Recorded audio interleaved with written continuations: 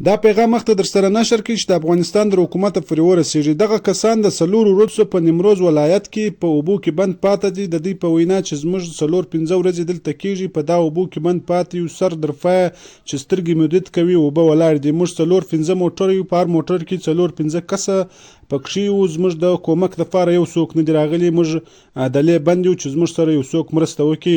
پیغام مخته نشر کړي چې د افغانستان د حکومت پورې ورسیږي، د دغه خلکو مرسته وشي، دغه خلک بچاو شي. د معلوماتو دپاره زموږ سنګرني وزم فالو کړئ او راځئ د دغه کس خپلې خبرې هم راسره واورئ.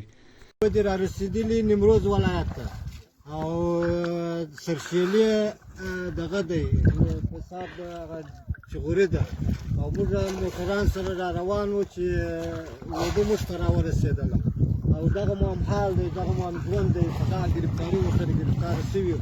موږ د غواړو چې موږ سره مرسته وکړي. چند روز میشه اینجا هستین؟ نن مو 4مه ورځ ده چې په دا اوبو کې دا سرګردانه یو.